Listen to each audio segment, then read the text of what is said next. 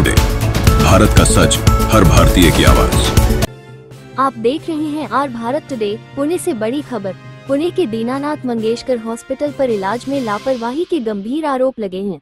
जानकारी के मुताबिक विधायक अमित गोरखे के स्वीय सहायक सुशांत भिसे की पत्नी मोनाली भिसे को प्रसूति के लिए अस्पताल ले जाया गया, जहां परिजनों का दावा है कि हॉस्पिटल ने 10 लाख रुपए जमा करने की शर्त रखी। परिवार 3 लाख रुपए देने को तैयार था, लेकिन फिर भी भर्ती से इनकार कर दिया गया। समय पर इलाज न मिलने के कारण महिला को दूसरे अस्पताल ले जाना पड़ा, जहां उसने जुड़वा बच्चियों को जन्म दिया, लेकिन इलाज में देरी के चलते उसकी मौत हो गई। इस घटना के बाद पुणे में जय भीम संगठन ने दीनानाथ मंगेशकर हॉस्पिटल के बाहर गेट पर पैसा फेंक प्रदर्शन किया और जोरदार विरोध दर्ज कराया। संगठन के कार्यकर्ताओं ने अस्पताल प्रशासन की नीतियों पर सवाल उठाए और मांग की कि गरीब मरीजों के साथ ऐसा अन्याय दोबारा न हो। इस मामले में प्रशासन से कठोर कार्रवाई की मांग की जा रही है। आगे की अपडेट के लिए जुड़े रहिए रब भारत टुडे के साथ। त्यांनी पैसे मागितले। आता मागितले डिलिव्हरीचा खर्च काय असतो आपल्याला नॉर्मली हॉस्पिटलला 50,000 लाख रुपये असा खर्च असतो। यांनी 10 लाख रुपये मागितले, पण ते 10 लाख रुपये कशासाठी मागितले यांनी? 10 लाखाचा नेमका असा अर्ज काय होता? म्हणजे एवढे क्रिटिकल काय होतं ते 10 लाख रुपये यांनी मागायला पाहिजे? म्हणजे 10 लाखाचं नॉर्मल डिलिव्हरी म्हणजे नॉर्मलच आहे ना, प्रत्येकाच्या घरात आहे। आज आमच्या घरात आहे, उद्या तुमच्या घरात आहे, प्रत्येकाच्या घरात आहे डिलिव्हरी। कुठल्या तर कुठल्या महिन्याला प्रत्येक महिलेला डिलिव्हरीचा होतोच, म्हणजे काही मुलाला जन्म द्यायचा ते बाईचा अधिकारच आहे, तो बाईनी करतेच। पण 10 लाख रुपये मागायचा ना, असं कुठला अधिकारी आणि कुठले पैसे आणि किती मोठा आजार आहे असं जे 10 लाख रुपये यांना द्यायला पाहिजे? मी यांना विचारतो हा प्रश्न की कुठल्या अधिकाऱ्याने यांनी 10 लाख रुपये मागितले? यावरती काय केलं पाहिजे?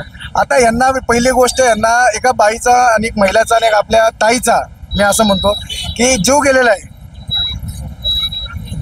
यांच्या हलगर्जीपणामुळे। तर यावरती त्यांच्यावरती कायदेशीर त्यांनी का आता ते ताई आहेत ते मातंग समाजाचे आहेत, त्यामुळे त्यांना कायदेशीर त्यांच्यावरती अट्रॉसिटी गुन्हा दाखल झाला पाहिजे पहिली गोष्ट।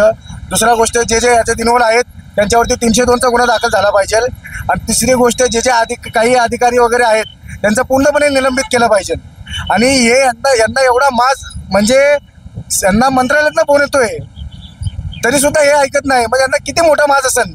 आता हे हॉस्पिटल कोणाच्या आपल्या राज्य सरकारांच्या जागेवरती हॉस्पिटल बनलेलं आहे। यांना पहिली गोष्ट धर्मदेव हॉस्पिटल राज्य सरकारच्या जागेवरती हॉस्पिटल बनलेलं आहे, तरी सुद्धा यांना एवढा माज की सरकारचा फोन देखील हे डावतात, म्हणजे यांची दहशत किती असेल?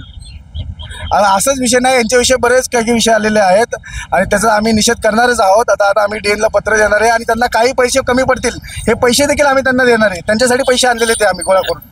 आपल्याला काय म्हणायचंय म्हणजे हे हॉस्पिटल पैशासाठी काम करतं? हे पूर्णपणे पैशासाठीच काम करतो। कुठल्या गरीबाचे कुठले उपचार झालेले आहेत फ्रीमध्ये?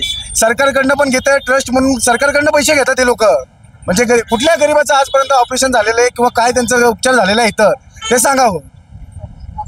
एखादी व्यक्ती इथे ऍडमिट आहे आणि अर्ध्यामधून जर ते व्यक्ती म्हणजे पैशाचा भरणा करू शकत नाही आम्ही, तर हे हॉस्पिटल त्यांना हे करते, मग त्याच्यावरती काय तोडगा काढला पाहिजे?